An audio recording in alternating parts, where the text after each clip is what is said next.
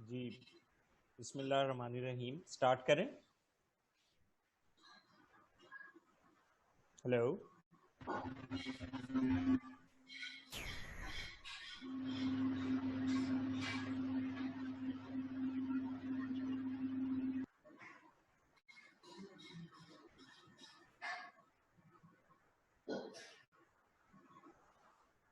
Hello. Yes sir. हाँ जी, आवाज़ आ रही है? स्टार्ट करें। जी सर, स्टार्ट कीजिए।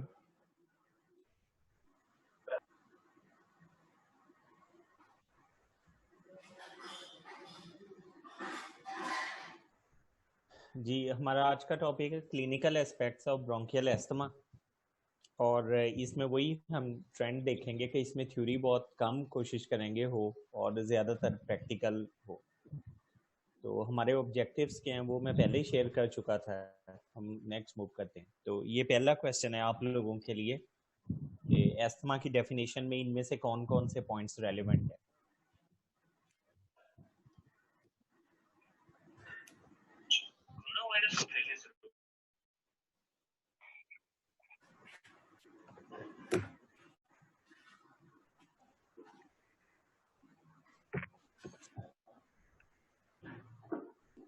Chronic inflammation is acute reversible obstruction of associated with triggered stimuli. stimuli. और Chronic smoking Acute is a risk reversible factor. obstruction. अच्छा, ये बताएं कि इनमें से कौन सा नहीं। Variable obstruction. reversible obstruction होती है। और sir chronic smoking is a risk factor, ये भी नहीं है इसमें। Dilatation of proximal terminal bronchioles.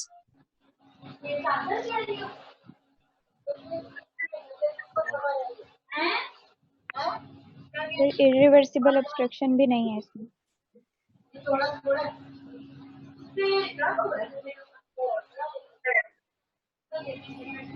सही।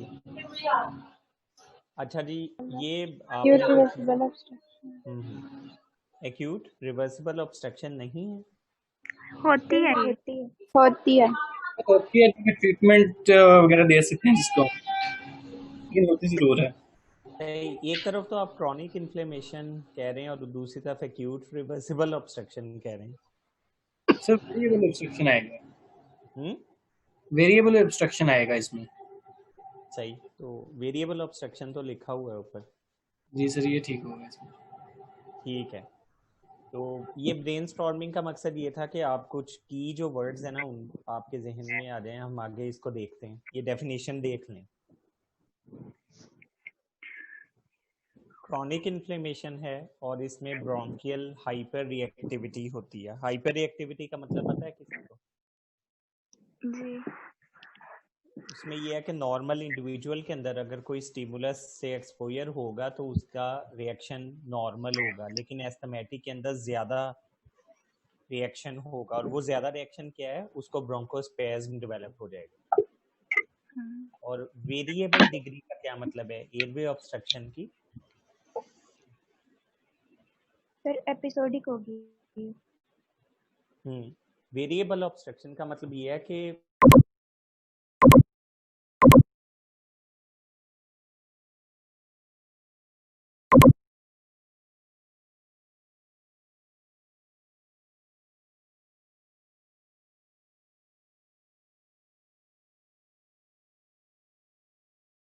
में भी वेरी है।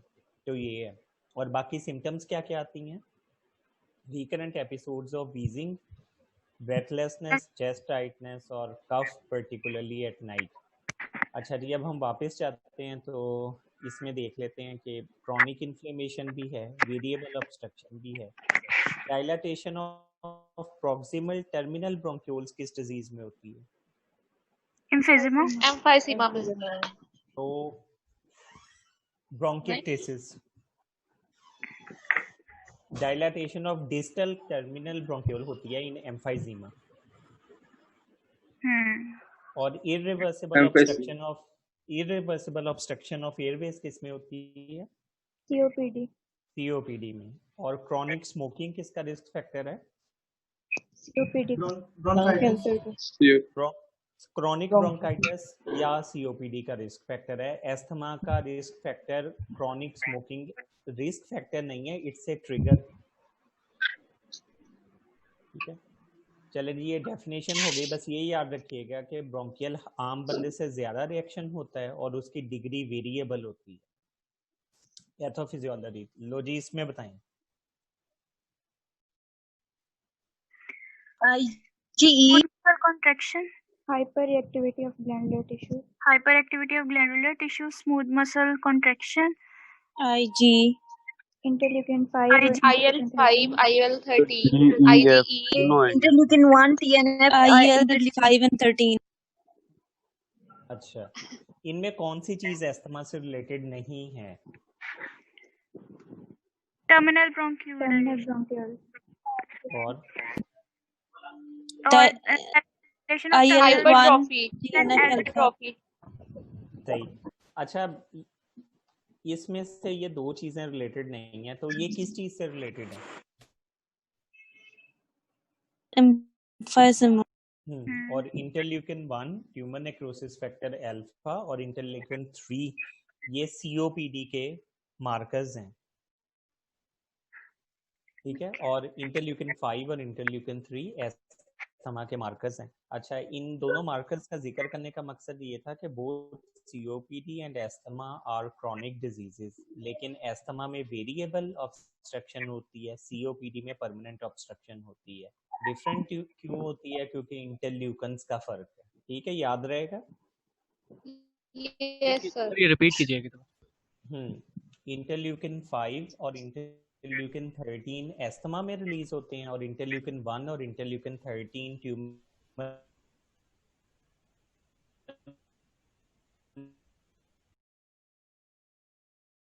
नेक्रोसिस फैक्टर अल्फा जो फीवर में भी रिलीज होते हैं। तो ये वाले सीओपीडी के साथ एसोसिएटेड हैं। इसी वजह से एस्थमा और सीओपीडी दोनों क्रॉनिक डिजीजेस हैं, लेकिन इनका करेक्टर डिफरेंट है क्योंकि इसमें इंटरल्यूकन्स डिफरेंट रिलीज होते हैं।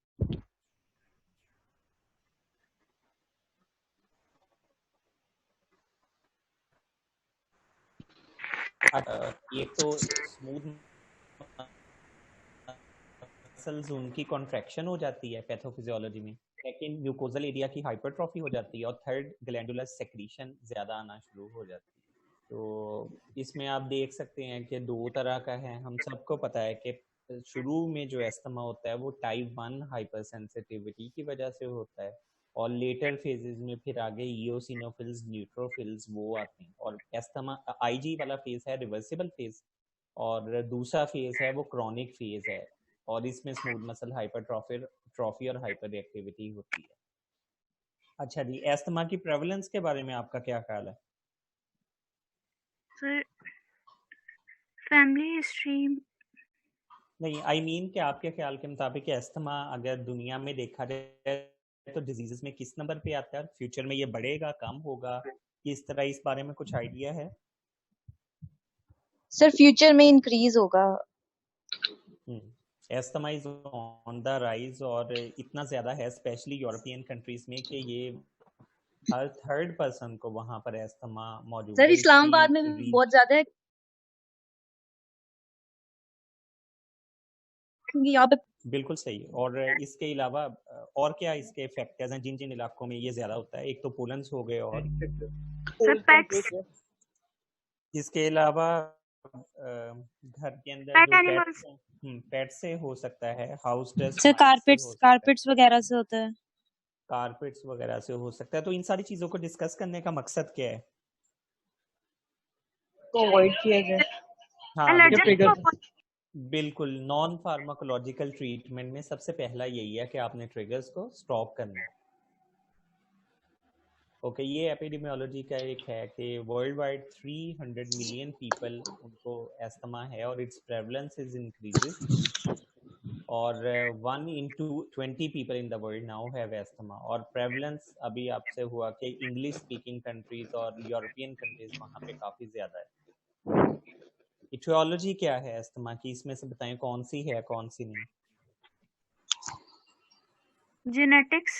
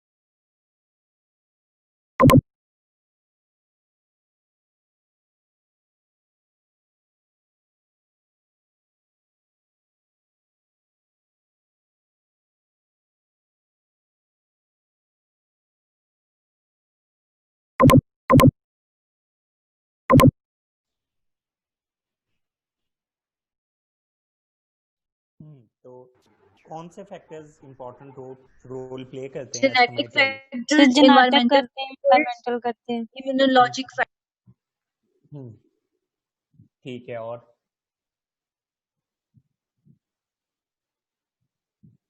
हाइजीन। आई थिंक ऑलमोस्ट सारे ही सारे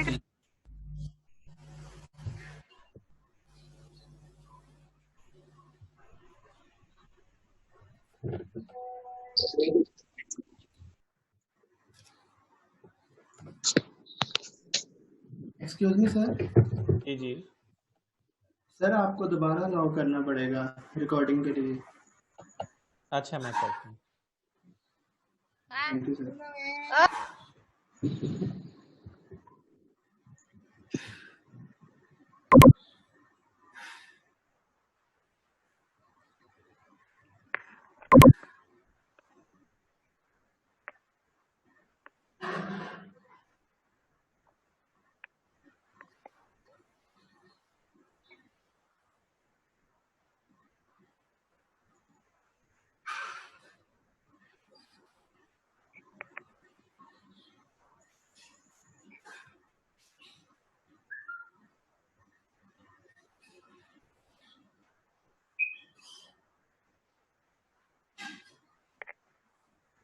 ओके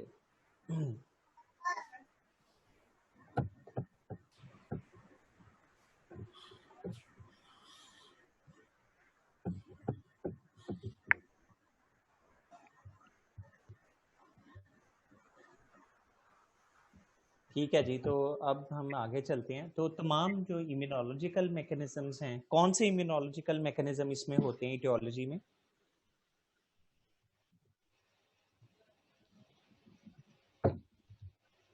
जो आईजीई मीडिएटेड इम्यून रिस्पॉन्स होता है, वो वाला इम्यूनोलॉजिकल मैकेनिज्म है। जेनेटिक फैक्टर्स में कुछ ससेप्टेबल लोकस हैं जिनके नाम दिए हुए हैं। हाइजीन हाइपोथेसिस क्या है? ये बड़ा हिट हुआ है आजकल। सर जो लोग ज्यादा साफ रहते हैं उनमें ज्यादा है।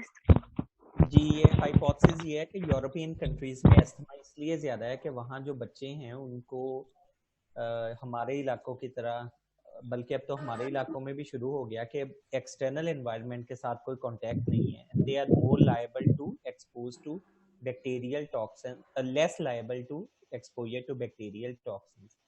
और इन्वायरमेंटल फैक्टर्स भी हैं कि जिस इलाके के अंदर ये जो हम वैक्सीन्स करवाते हैं इनसे चाइल्डहुड इन्फेक्शंस कम होती हैं, तो इससे भी प्रॉब्लम होता है कि एस्थमेटिक्स की तादाद वो ज़्यादा होती है। ओके, क्लिनिकल फीचर्स बताइए क्या क्या हैं अस्थमा के? Sir Shortness of breath, wheezing, Shortness of breath, wheezing, cough, chest tightness, cough with sputum, chest tightness, wheezing. Chest की सारी जो डिजीज हैं उनके साइन एंड सिम्टम्स तो तकरीबन सेम ही है, स्पेशली सिम्टम्स। तो इसका मतलब ये है कि सिम्टम्स का स्पेसिफिक पैटर्न है जो डायग्नोसिस में हेल्प करता है। वो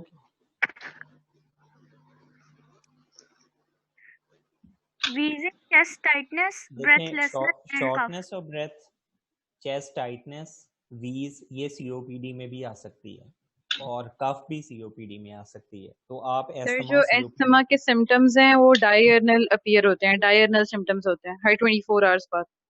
बिल्कुल सही है, यानी वेरिएबिलिटी उसमें होती है। और More worse in morning. और उसकी एसोसिएशन होती है with change of weather.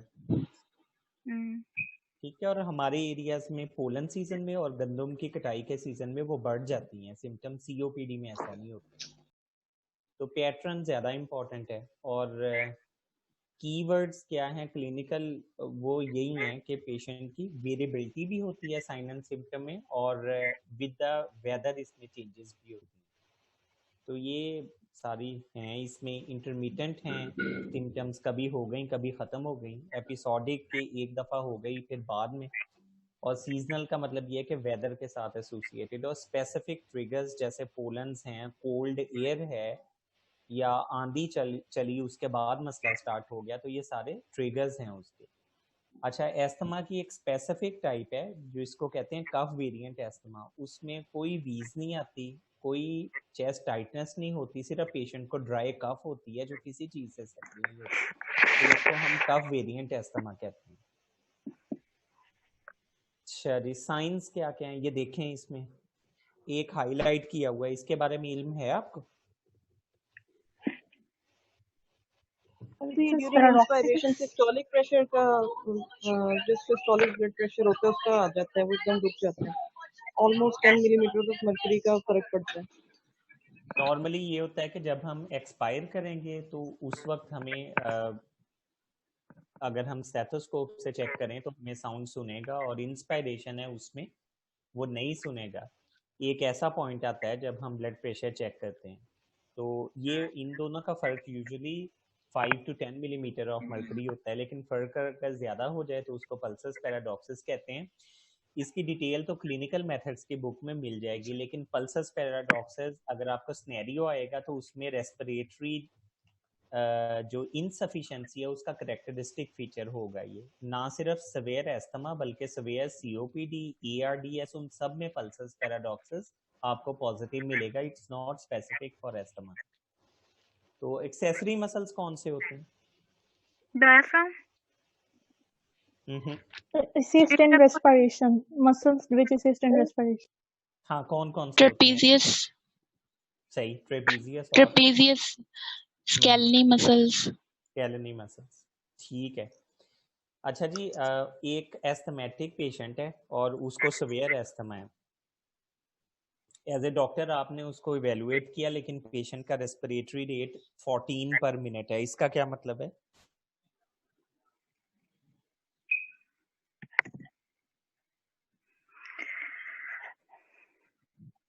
Normally तो पेशेंट का रेट ज्यादा होना चाहिए ना एस्थमा में, डिक्रीज्ड होगा।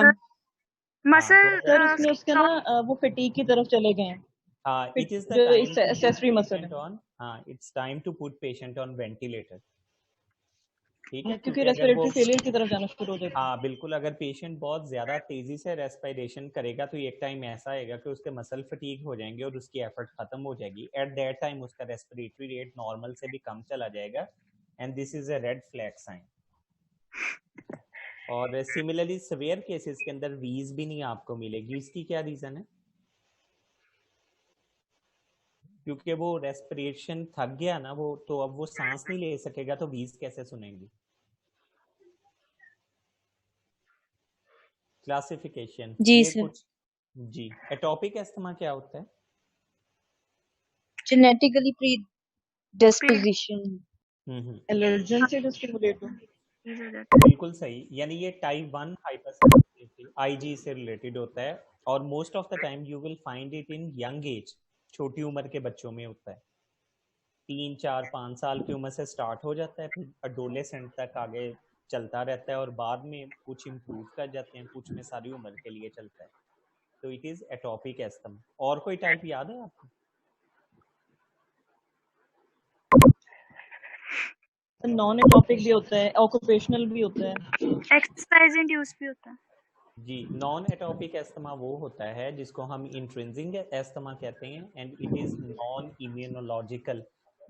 इसमें आईजी का कोई रोल नहीं है, ये यूजुअली 40 इयर्स के बाद शुरू होता है।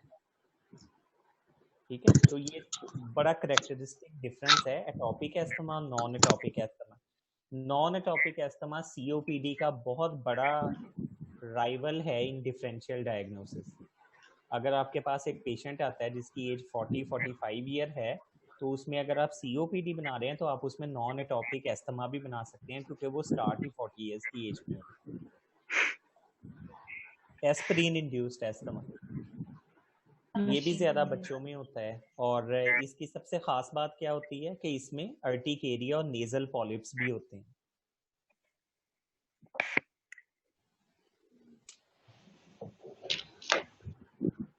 एक्सरसाइज इंड्यूस्ड एस्थमा क्या है? Upon exertion. सही, तो अपॉन एक्सर्शन होगा या कब होगा?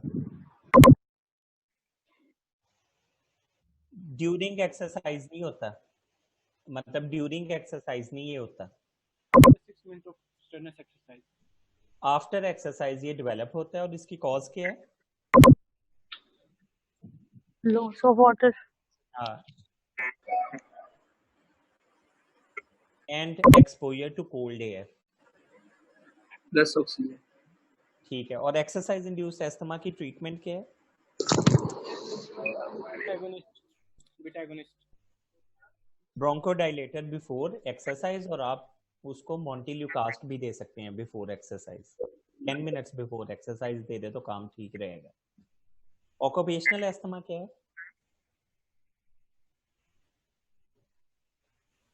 जो सर ऐसी इंडस्ट्रीज की वजह से हो जाता है जहाँ पर पोलन्स या एलर्जेंस वगैरह होते हैं। सही, तो ऑक्यूपेशनल एस्थमा के कौन कौन से ऑक्यूपेशंस आपके जहन में आते हैं कि अगर कोई बंदा आ जाए तो आप? सर एस्बेस्टोस फैक्ट्रीज में जो वर्कर्स होते हैं। एस्बेस्टोस वाले में तो एस्थमा नहीं होता, और सिर्फ फार्मर वगैरह में जैसे होते हैं पोलन। टेक्सटाइल इंडस्ट्री में होता है, और वुड इसके अलावा इंडस्ट्री, फार्मर्स में बहुत ज्यादा होता है। फ्लोर मिल्स वगैरह सर। फ्लोर मिल्स में हो सकता है, बिल्कुल सही है। तो इसका कार्डबोर्ड इंडस्ट्री वगैरह।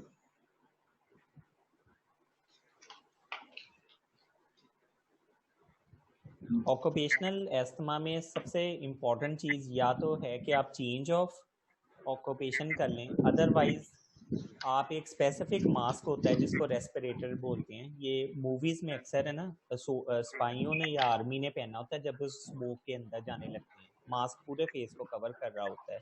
तो ये इसका ट्रीटमेंट है। और इसका डायग्नोसिस कैसे होगा ऑक्यूपेशनल एस्थमा का?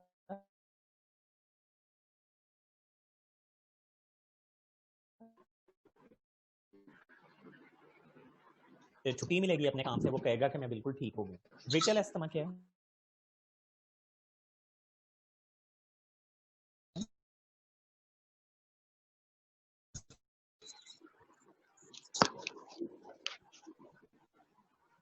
Brittle means difficult to control asthma. को एस्थमा की सीवियर अटैक्स होते हैं,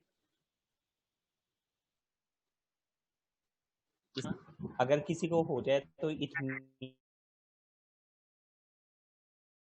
मींस तो उसको सारी उम्र स्टीरॉइड्स लेने पड़ेंगे। अच्छा जी, डायग्नोसिस आप कैसे करेंगे एस्थमा का? हिस्ट्री। तो सबसे पहले हिस्ट्री लेंगे। Clinical diagnosis upon symptoms. होगी, एग्जामिनेशन होगा, आप कुछ वीजिंग भी हमें सुनाई देगी। लंग फंक्शन टेस्ट करेंगे। बिल्कुल। FeV1/FVC रेशियो भी देखेंगे। बिल्कुल, हिस्ट्री हम देखेंगे पहले, साथ में उसकी सिम्टम्स का पैटर्न देखेंगे कि उसमें डायरनल सीजनल वेरिएशन वो मौजूद है। एग्जामिनेशन पे वी सुनेगी, और ना भी सुने तो हिस्ट्री और उसका स्पाइरोमेट्री टेस्ट। अच्छा, अब हम डायग्नोसिस के लिए जो हम टेस्ट करेंगे उसका क्या मकसद होगा? जो टेस्ट करने का मकसद क्या है कि आप क्या हिस्ट्री और एग्जामिनेशन काफी नहीं है डायग्नोसिस? कंफर्म करने के लिए। सर उससे हमें पता चल जाएगा कि अस्थमा है या कोई और डिजीज है। मतलब अगर हम COPD से डिफरेंशिएट कर। और वो हो जाएगा, इसका मतलब है कि अस्थमा है, वरना जो फिर कोई और डिजीज। बिल्कुल, एस्थमा के केस में टेस्ट करने का मकसद ये है कि हम एयरवे की रिवर्सिबिलिटी को डॉक्यूमेंट कर दें।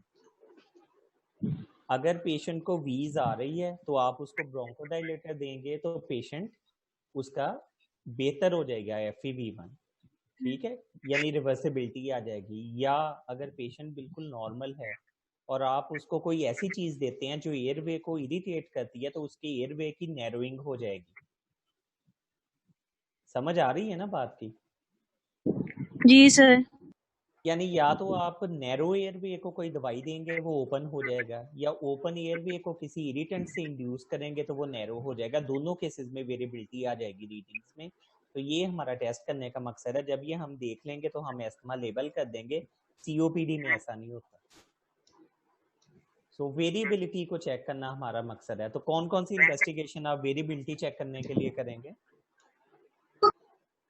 तो administration of beta blockers, pulmonary function test करेंगे और बीटा ब्लॉकर्स नहीं, बीटा ब्लॉकर्स क्यों देंगे? उससे तो ज्यादा वो होगी।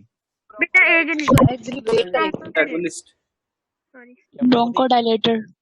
ब्रोंकोडाइलेटर देंगे और उससे हमारी रीडिंग्स बेहतर हो जाएंगी। और क्या करेंगे? चेक करेंगे ये पहला तो वही टेस्ट है मैंने आपको बताया कि रिवर्सिबिलिटी टेस्टिंग करेंगे। और इसमें जो चीज़ है वो है 12% एंड 200 ml, जो मैंने लास्ट टाइम हम डिस्कस कर रहे हैं, इंक्रीजिंग। Yes sir. चले ठीक है, एक तो ये टेस्ट हो गया। दूसरा टेस्ट क्या है? ये आप देख लें कि ये बिफोर ब्रोंकोडाइलेटर है और फिर ये 20 मिनट्स आफ्टर ब्रोंकोडाइलेटर। तो ये ग्राफ ऊपर को जा रहा है और FEV1 में काफी फर्क आ गया। अच्छा, ये क्या चीज है? Peak flow peak expiratory peak expiratory flow meter है। What is peak expiratory flow? Peak means पूरे जोर से जितना भी आपका जोर है, और एक्सपायरेशन का मतलब ये है कि जोर से आप जितना एक्सपायर कर सकते हैं, एक्सहेल कर सकते हैं, उसको हम कहते हैं पीक एक्सपायरेशन। और उसको चेक करते हैं वो है पीक एक्सपायरेटरी फ्लो। तो नॉर्मल जो ह्यूमन बीइंग है उसका पीक एक्सपायरेटरी फ्लो कितना होता है?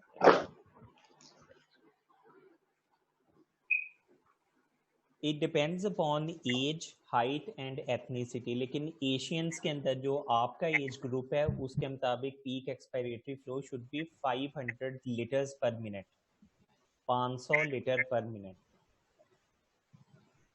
ठीक है। अब एक नॉर्मल बंदा है, वो चाहे सुबह के वक्त पीक एक्सपायरेटरी फ्लो करे, दोपहर को करे या रात को करे, उसकी रीडिंग वही आएगी। लेकिन एस्थमेटिक में क्या होगा? वेरिएशन वेरिएशन आएगी, डिक्रीज करेगा एस्थमेटिक। जैसे जैसे उसके एयरवे का डायमीटर कम या ज्यादा होगा, कभी वो पीक एक्सपायरेटरी फ्लो उसका ज्यादा हो जाएगा, कभी कम हो जाएगा। और अगर आपने देखा कि 20% से ज्यादा डायगोनल वेरिएशन है, यानी सुबह के वक्त रीडिंग आ रही है 300 लीटर्स और शाम को आ रही है 450 लीटर, तो इसका मतलब ये 20% से ज्यादा फर्क हो गया है। तो इसको हम कहते हैं 20% डायगोनल वेरिएशन। और ऐसा 2 हफ्तों में 6 दिन हो, यानी हर हफ्ते में 3 दिन इस तरह हो, तो एस्थमा का वो डायग्नोसिस कंफर्म हो जाता है। यानी जो आपने ब्रोंकोडाइलेटर दे के रिवर्सिबिलिटी शो की, वो आपने इस तरह भी चेक कर ली। ये भी डायग्नोसिस के लिए यूज हो सकता है। ठीक है, इस बात की समझ आ गई? जी सर। ठीक है। अच्छा, ये बताएं कि ये पीक एक्सपायरेटरी फ्लो को हम डायग्नोसिस के अलावा भी यूज कर सकते हैं? जी सर, वैसे भी यूज उसमें यह है कि जब पेशेंट बिल्कुल नॉर्मल होगा तो हम उसे कहेंगे कि वो अपनी वैल्यू कैलकुलेट करके डायरी में लिख लें। मिसाल के तौर पे एक एस्थमेटिक है, उसको कोई सिम्टम नहीं है, वो जोर से फूंक मारता है और उसकी पीक एक्सपायरेटरी फ्लो आ जाती है 500 और वो लिख लेता है कि मेरी बेस्ट वैल्यू है 500। अच्छा, जब उसको अटैक होगा तो उसको हम कहेंगे कि पीक एक्सपायरेटरी फ्लो दोबारा करें, अब वो दोबारा करता है और उसकी वैल्यू आती है 200, तो फिर हम ये कैलकुलेट कर लेंगे कि उसकी बेस्ट वैल्यू का ये कितने % है, और इससे हम एस्थमा की सिविरिटी जज करते हैं। मेरा ख्याल आपने पढ़ लिया होगा कि अगर पीक एक्सपायरेटरी फ्लो की बेस्ट वैल्यू का 80% से ज्यादा है तो पेशेंट नॉर्मल है, 80 to 50 है तो उसको माइल्ड एस्थमा है, 50 to 33 है तो मॉडरेट है, और लेस देन मॉडरेट है, सिवियर है। बिल्कुल। तो ना सिर्फ ये डायग्नोसिस के लिए बल्कि ट्रीटमेंट के लिए एक्सपायरेटरी फ्लो यूज होता है। Peak expiratory flow is easily available, 600-700 रुपए का मिल जाता है, and it's very important for asthmatic, बशर्ते कि वो पेशेंट पढ़ा लिखा हो। जी सर। अच्छा ये क्या है टेस्ट? चैलेंज टेस्ट है। Yes sir, challenge. हाँ, पेशेंट को साइन एंड सिम्टम्स टिपिकल है, आप एग्जामिनेशन करते हैं तो टेस्ट नॉर्मल है,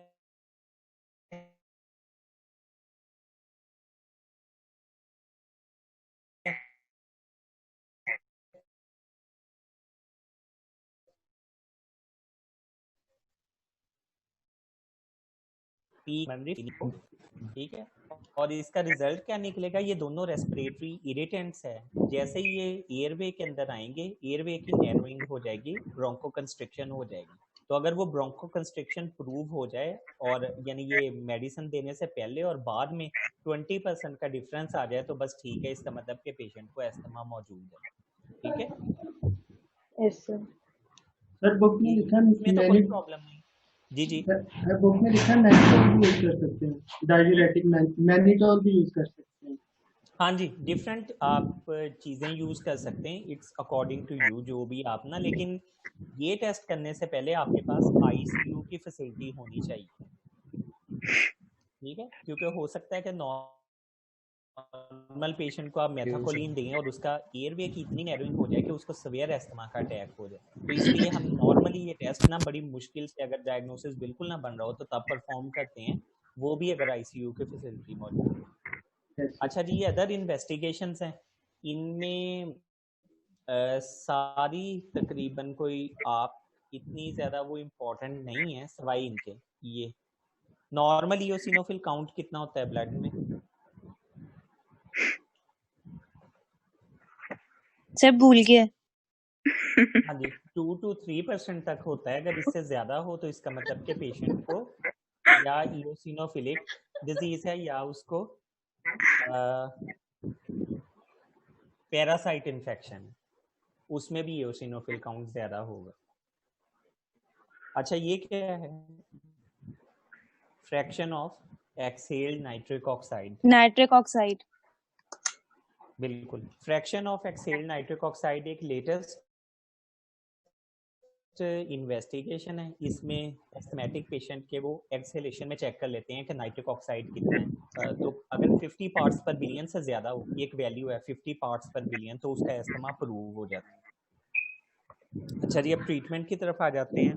दो चीज़ें आपको पता होनी चाहिए कि कौन सी दवाई देनी है, कौन कौन सी, और उसको देना किस तरह है, किस तरह एडमिनिस्टर करवाना। कुछ आप बताएं कौन कौन सी मेडिसिन दे सकते हैं? सर ब्रोंकोडायलेटर्स देते हैं, बीटा एगोनिस्ट देते हैं, short acting.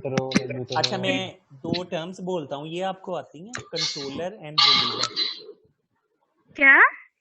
Controller and reliever. नहीं सर, सर कंट्रोल से का मतलब है कि एक चीज को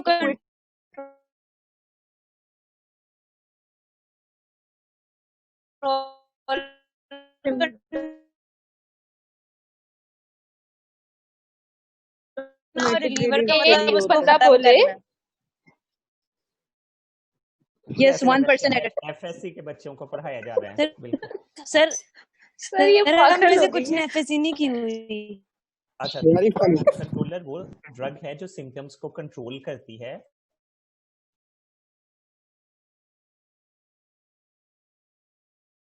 लेकिन वो अंडरलाइन पैथोलॉजी को लॉन्ग टर्म नहीं होता। जो आप ब्रोंकोडायलेटर बोल रहे थे, दिस इज रिलीवर।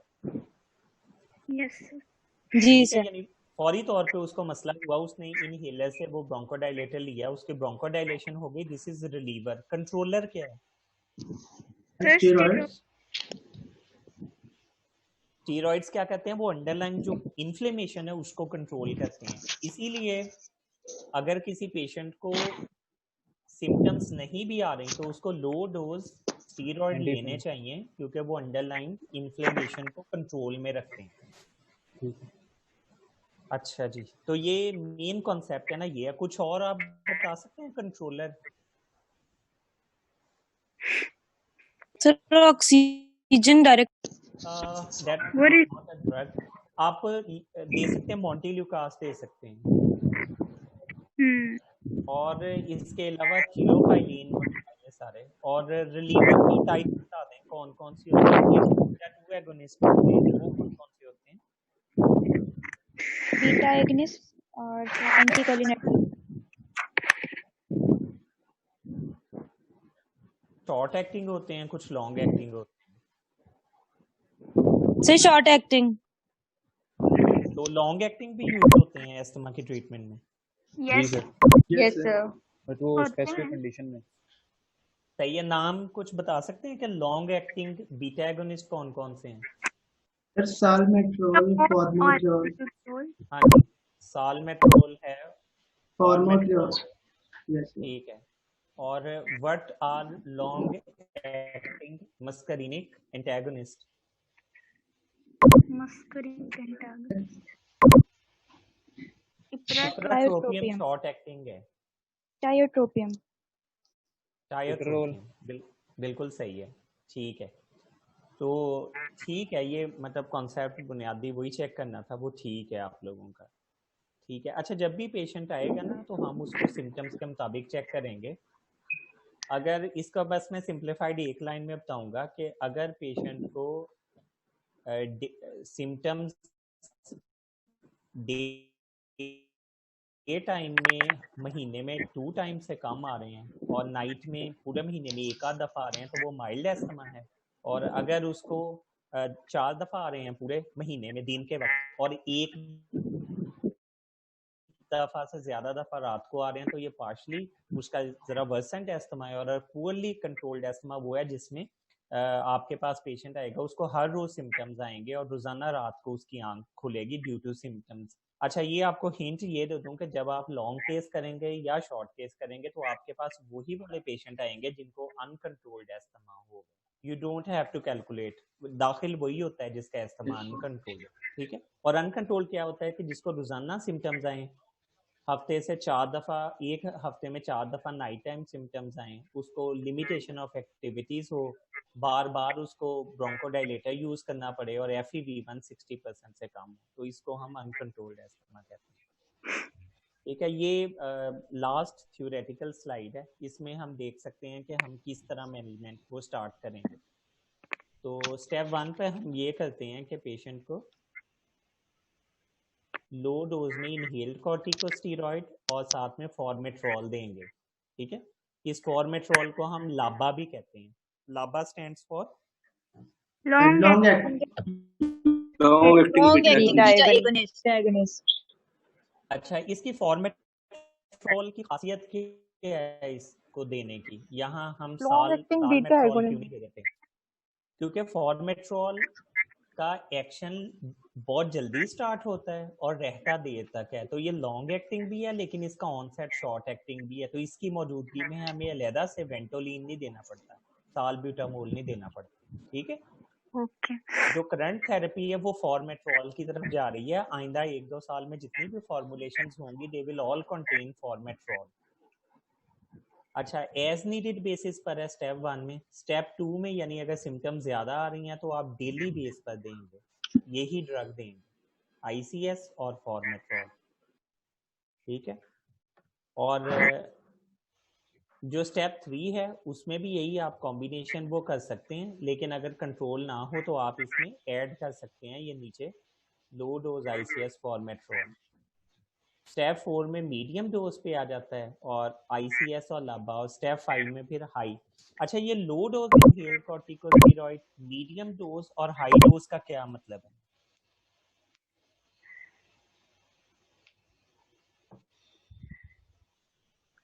मतलब आपको कैसे पता चलेगा कि मरीज लो डोज ले रहा है, मीडियम डोज ले रहा है या हाई डोज ले रहा है?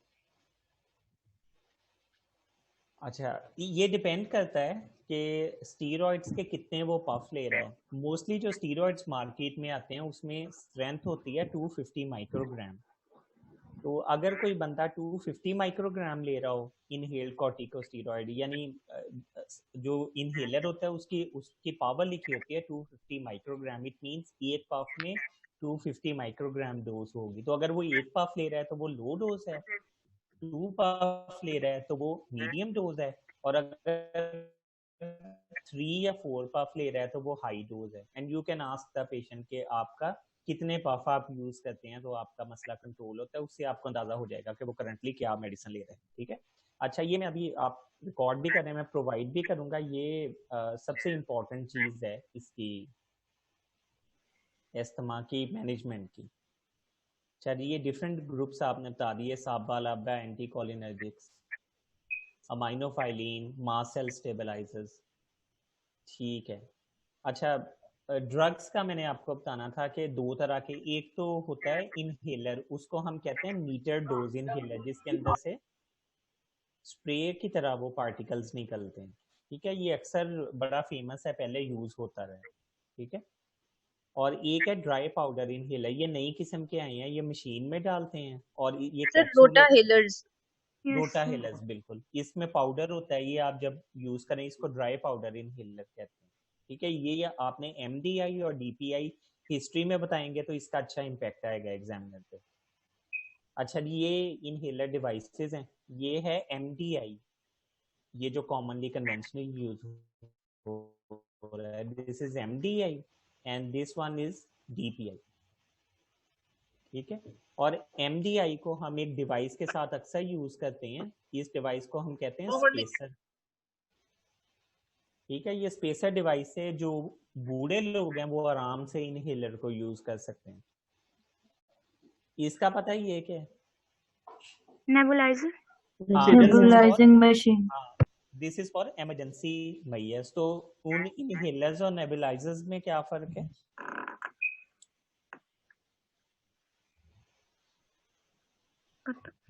जो इनहेलर्स हैं एमडीआई और डीपीआई, वो डोज ट्रांसमिट करते हैं इन माइक्रोग्राम्स। ठीक है। और ये जो डोज फ्राहम करता है वो करता है मिलीग्राम्स में, यानी नेबुलाइजर है ना, वो बहुत हाई डोज प्रोवाइड करता है, और इसलिए इसको हम रूटीन में नहीं यूज करते। It's done in only in emergency. ये है एक्यूट सवेयर अस्थमा की ट्रीटमेंट है। 2-3 स्टेप हैं इसमें। ऑक्सीजन है, नेबुलाइजेशन है, कॉर्टिकोस्टेरॉइड्स हैं। अगर फीवर हो तो पेशेंट को एंटीबायोटिक्स देंगे, चेस्ट एक्सरे करवा सकते हैं और आर्टीरियल ब्लड गैसेस करवा सकते हैं। ये इसके 6 स्टेप्स हैं एक्यूट सवेयर अस्थमा के। ठीक है। तो ये अभी आगे चलते हैं तो रिवाइज हो जाएगा। कॉम्प्लिकेशंस क्या हो सकती हैं अस्थमा की?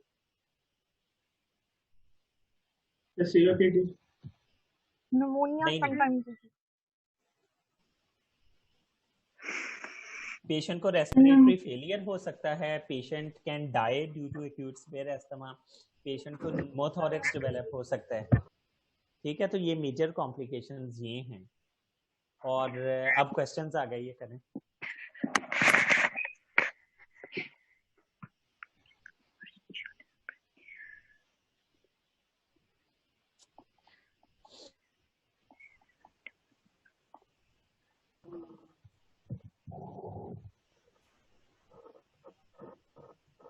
तो सबसे पहले हिस्ट्री लेंगे। अब इस पेशेंट की हिस्ट्री तो सारी लिखी हुई है। बेसिकली ये मैनेजमेंट से related question. Patient Ventolin inhaler है, लेकिन उससे उसका मसला नहीं हल हो रहा। अब आपने आगे क्या तो करना? स्टेप 2 की तरफ जाएंगे ना, रेगुलर प्रिवेंटिव जो थेरेपी होती है। Okay, we will add inhaled corticosteroids. Sir Rotahalers we can also go for. जी जी, मीडियम कोई सा भी यूज कर लें, लेकिन उसमें इनहेल्ड कॉर्टिकोस्टेरॉइड्स होना चाहिए, चाहे आप मीटर डोज इनहेलर यूज करें या ड्राई पाउडर इनहेलर यूज करें। तो स्नेरियो का मकसद ये था कि जिसको सिंपल बीटा एगोनिस्ट से काम कंट्रोल नहीं हो रहा, अगला स्टेप ये है कि हमने उसको इनहेल्ड कॉर्टिकोस्टेरॉइड्स ऐड करने। इसको देखें।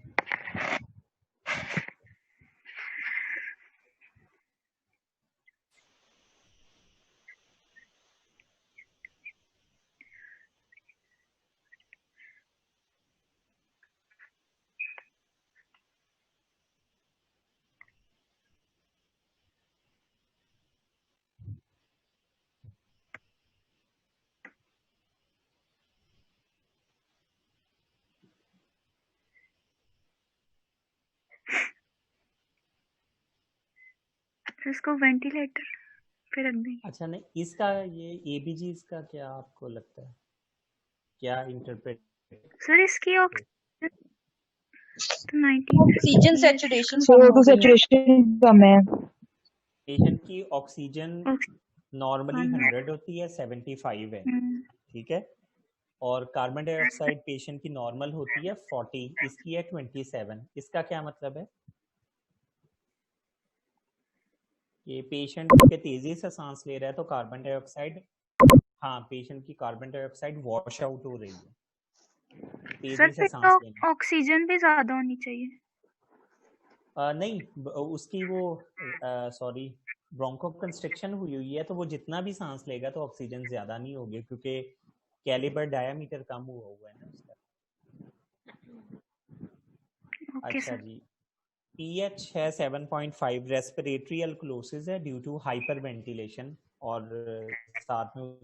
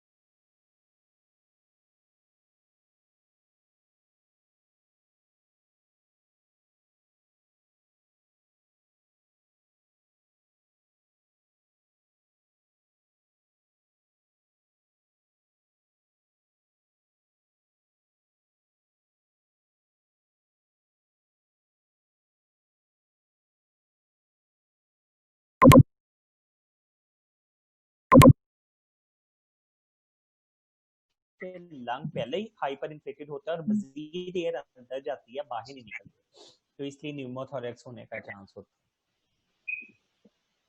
अच्छा जी, अगर ये PaCO2 इस पेशेंट की 40 होती ना, नॉर्मल होती, तो फिर इंडिकेशन थी वेंटिलेटर पे डालनी, क्योंकि नॉर्मल CO2 का मतलब ये है कि पेशेंट अब हाइपर वेंटिलेट नहीं कर रहा और अब उसकी कार्बन डाइऑक्साइड नॉर्मल है, इसका मतलब कि वो फटीग हो चुका है।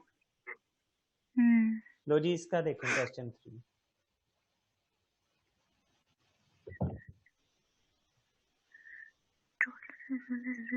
इनहेल्ड कॉर्टिकोस्टेरॉइड नहीं, फॉर्मेट्रोल फॉर्मेट्रोल क्योंकि इसका मैकेनिज्म, इसका टाइम ऑफ ऑनसेट बहुत जल्दी है, आप यूज करें 10 मिनट में इसका ऑनसेट हो जाता है, रहता लंबे अरसे के लिए, तो it is a reliever as well, और क्योंकि लंबे अरसे तक के लिए रहता है तो ये कंट्रोलर के तौर पे भी यूज है।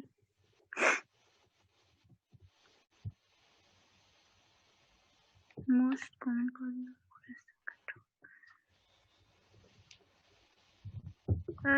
रिपीटेड एलर्जन को अवॉइड ना करें। सबसे पहले है non compliance, non compliance, it's a social stigma, एक वो टैबू समझते हैं कि हम इनहेलर यूज करें तो हमारा वो मसला हो। और सेकंड क्या है, पुअर इनहेलर टेक्निक। 95% लोग जो इनहेलर यूज करते हैं उन्हें सही टेक्निक ही नहीं पता होती, दैट्स व्हाई उन्हें बार बार अटैक होते हैं।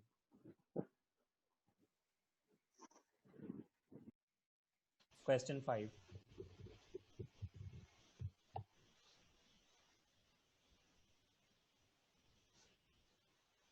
PF variability more than 20%.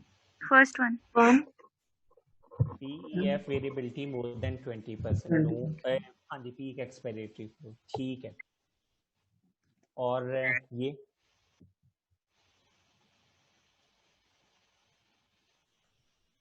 Third वाला भी FeNO more than 50 favourable sign and symptoms भी,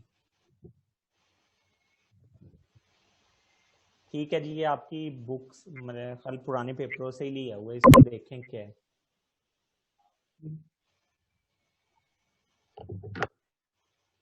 सीजनल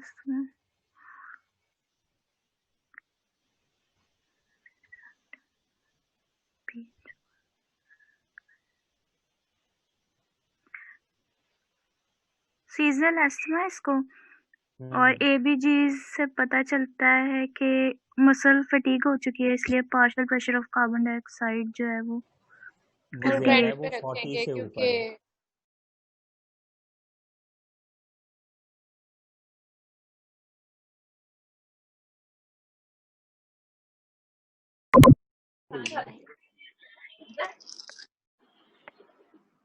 टाइप 1 जो रेस्पिरेटरी फेलियर है उसमें सिर्फ हाइपोक्सिया होता है, लेकिन टाइप 2 में हाइपरकार्बिया भी होता है। तो ये टाइप 2 रेस्पिरेटरी फेलियर, और अगर एस्थमा में टाइप 2 रेस्पिरेटरी फेलियर है तो उसको वेंटिलेटर पे डालना। सर दोबारा बता दें टाइप 1 और सर टाइप 2 टाइप का डिफरेंस। दोबारा एक्सप्लेन कर दे। टाइप 1 रेस्पिरेटरी फेलियर वो होता है जिसमें सिर्फ हाइपोक्सिया होता है, यानी कार्बन डाइऑक्साइड कम होती है। कार्बन डाइऑक्साइड कम तो हो सकती है लेकिन ज्यादा नहीं होती, ठीक है। हाइपोक्सिया होता है टाइप 1 में। टाइप 2 में हाइपोक्सिया होता है और साथ में हाइपर कैपनिया भी होता है, यानी ऑक्सीजन कम होगी लेकिन कार्बन डाइऑक्साइड ज्यादा होगी। नॉर्मल वैल्यू कार्बन डाइऑक्साइड की है 40, ठीक है। तो इसमें अगर आप देखें तो कार्बन डाइऑक्साइड 58 है। टाइप 1 रेस्पिरेटरी फेलियर की कुछ एग्जांपल्स बता सकते हैं? ARDS और acute severe pneumonia, acute asthma, ठीक है, और पल्मोनरी एम्बोलिज्म, ठीक है। और टाइप 2 रेस्पिरेटरी फेलियर की क्या क्या हैं एग्जांपल्स? सिवियर एस्मा, जी एस्थमा रिक्वायरिंग वेंटिलेटरी सपोर्ट, और COPD सर। COPD और स्लीप एपनिया। हाँ जी, मसल्स स्लीप की एपनिया। जो स्लीप एपनिया कह सकते हैं, लेकिन ज्यादा ओबेसिटी हाइपोवेंटिलेशन सिंड्रोम है जो एक सेंट्रल स्लीप एपनिया की एक कॉज है। CSA उसमें ये होता है, पिकविकियन सिंड्रोम भी जिसे कहते हैं। और जब वैल्यू 58 से ऊपर जाएगी, या इवन अगर यहाँ वैल्यू 40 भी होती, 40 भी होती ना, कार्बन डाइऑक्साइड नॉर्मल भी होता, तो हमने उसको वेंटिलेटर पर ही डालना था। ये भी क्वेश्चन उधर से ही लिया हुआ है।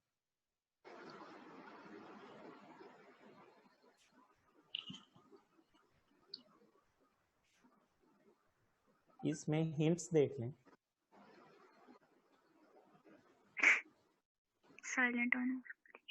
ठीक है, एस्थमा का केस है और सवेयर एस्थमा है, सांस उसको नहीं आ रहा, and half an hour after pH 7.4 है, नॉर्मल है, जो हम एस्थमा में एक्सपेक्ट नहीं करते। हम तो अल्कोलोसिस एक्सपेक्ट करते हैं। pH CO2 58 है। ये भी चीज का क्या मतलब है? कौन सा रेस्पिरेटरी फेलियर है? टाइप 2। टाइप 2, क्योंकि कार्बन डाइऑक्साइड 40 से ऊपर चला गया।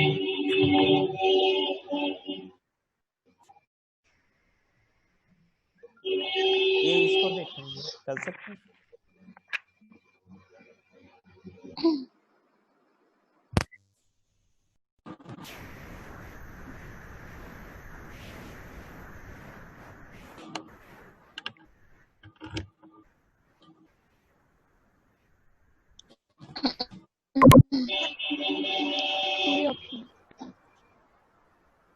Mild persistent asthma sir B option.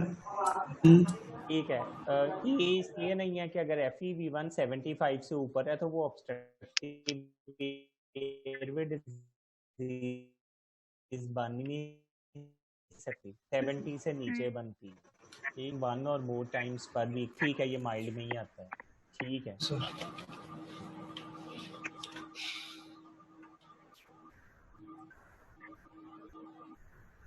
Okay, all patients inhale salbutamol on a need basis and inhale corticosteroid on a need base and inhale corticosteroid on a daily base. इसमें daily base ही आएगा क्योंकि patient sir daily base persistent asthma है तो daily आपको inflammation control करनी पड़ेगी। C option होगा।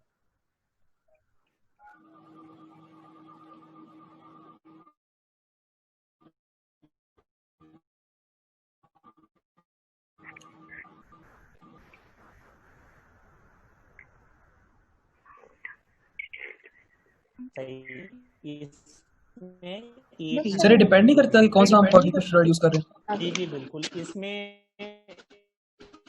हम दो तरह का कॉर्टिकोस्टेरॉइड्स है ना वो ज्यादा यूज करते हैं, एक डेक्लोमिथासोन और एक फ्लूटिकासोन। तो अगर फ्लूटिकासोन यूज करें तो उसमें तो जवाब 1000 या 1200 आएगा, लेकिन कॉमनली जो यूज होता है वो डेक्लोमिथासोन है। चलें इसको आप रहने दें, लेकिन ये हर फ्लूटिकासोन और डेक्लोमिथासोन की मैक्सिमम डोज देख लीजिएगा। आई थिंक जो फ्लूटिकासोन है उसकी मैक्सिमम डोज शायद 500 to 800 है और डेक्लोमिथासोन की शायद 1000 है। सर बैकलॉग के 800 है, बुक में लिखा हुआ है। डेक्लोमेथासोन 200 to 800। हाँ, फ्लूटिकासोन की है डोज कम, मैक्सिमम यानी बहुत थोड़ी सी डोज पे भी वो मैक्सिमम हो जाता है। डेक्लोमिथासोन की दो टाइप्स हैं, एक डाइप्रोपायोनेट है और एक और है, उनकी डिफरेंट है। जो हम कॉमनली मार्केट में यूज करते हैं उसमें हम मैक्सिमम डोज कंसिडर करते हैं 2 पफ बीडी ऑफ 250 माइक्रोग्राम डेक्लोमिथासोन यानी 1000 माइक्रोग्राम डेक्लोमिथासोन की। चाहिए देखें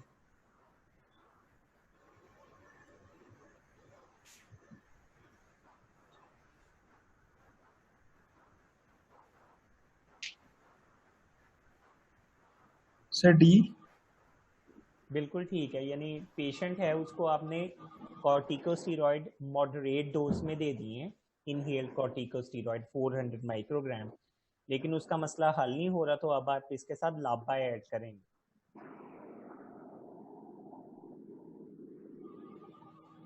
ये सी ऑप्शन में दोनों इसने ना वो कर दिए हैं, सालमेट्रॉल और फॉर्मेट्रॉल, दो लाबा इकट्ठा करने का कोई फायदा नहीं है और नेबुलाइजेशन देने का कोई फायदा नहीं क्योंकि स्टीरॉयड पहले ही ले रहा है, और इसी तरह ये फ्लूटिकासोन की भी डोज बढ़ाने का फायदा नहीं है। आपने जब भी अस्थमा सिर्फ स्टीरॉयड से कंट्रोल नहीं होगा तो उसके साथ आप लाबा या लामा ऐड करेंगे। अच्छा जी ये बताएं,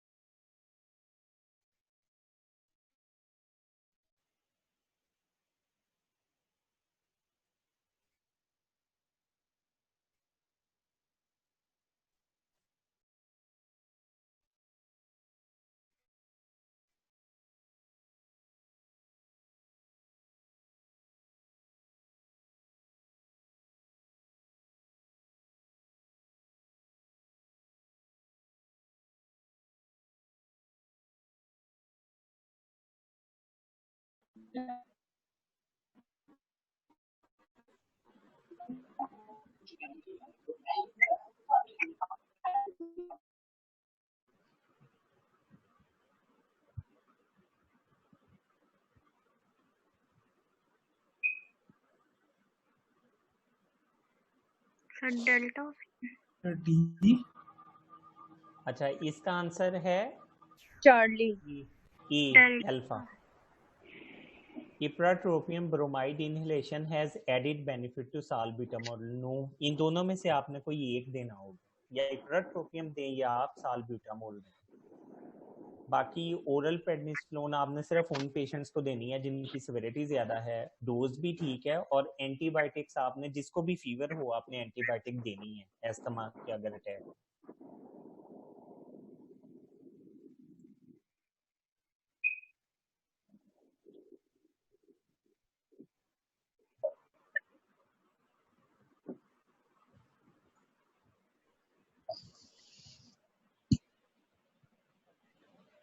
सी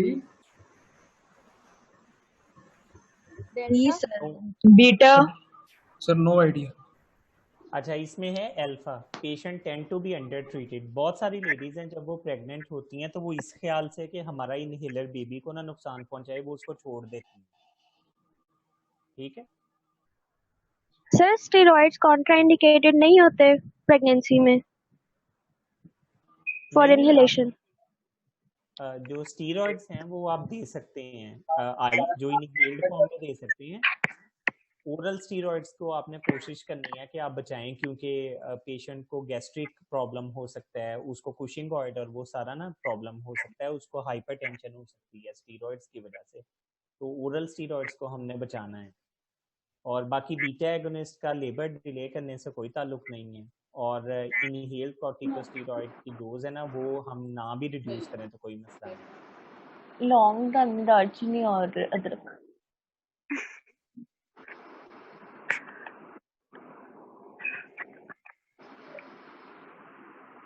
चलें, ये हम समरी कर लेते हैं कि एस्थमा ट्रीटेबल डिजीज है, और डालना इसको लास्ट हम एमसीक्यू कभी एस्थमा की ट्रीटमेंट में आपने सिर्फ एक टेक होम मैसेज, सिर्फ एक जुमला है, वो ये है कि एस्थमा की मैनेजमेंट में सबसे इम्पोर्टेंट जो रोल है वो है इनहेल्ड कॉर्टिकोस्टेरॉइड्स का, और सीओपीडी की ट्रीटमेंट में सबसे जो मेन रोल है वो है लाबा और लामा का। ठीक है, ब्रोंकोडाइलेटर्स आर की drugs in management of COPD and inhaled corticosteroids are key drug in the management of asthma. ठीक है, चलें, बस आपका ज्यादा टाइम ले लिया, इंशाल्लाह फिर नेक्स्ट देखेंगे इसको। ठीक है, कोई क्वेश्चन हो तो आप पूछ लीजिएगा, फीडबैक भी दे दीजिएगा। सर जो इनहेलर होता है उसमें बीटा एगनिस्ट और कॉर्टिकोस्टेरॉइड की मिक्स डोज होती है? दो तरह के इनहेलर्स आते हैं, कुछ ऐसे हैं जो सिंपल इनहेल्ड कॉर्टिकोस्टेरॉइड्स होती हैं, उसकी एक मिसाल है क्लेनिल जिसमें सिर्फ बेक्लोमीथासोन होता है, और कुछ इनहेलर्स ऐसे हैं जिसमें लाबा का कॉम्बिनेशन होता है इनहेल्ड कॉर्टिकोस्टेरॉइड्स के साथ, उसकी मिसाल है सेरिटाइड जैसे। सर कौन सा ऐसा पेशेंट हाँ जी कौन सा ऐसा पेशेंट होगा जिसमें हम सिर्फ इनहेल्ड कॉर्टिकोस्टेरॉइड्स प्रेफर करेंगे, साथ में ब्रोंकोडाइलेटर नहीं प्रेफर करेंगे मिक्स्ड? बच्चों में 12 साल से कम उम्र बच्चों में इनहेल्ड कॉर्टिकोस्टेरॉइड्स ज्यादा वैल्यूएबल हैं और उनका कोई साइड इफेक्ट नहीं है, लेकिन लॉन्ग एक्टिंग बीटा एगोनिस्ट बच्चों में हम 12 साल की उम्र के बाद प्रिस्क्राइब करते हैं। Okay sir. Any other question? No sir. No sir. Thank you sir. Thank you so much. खुदा हाफिज़ सर।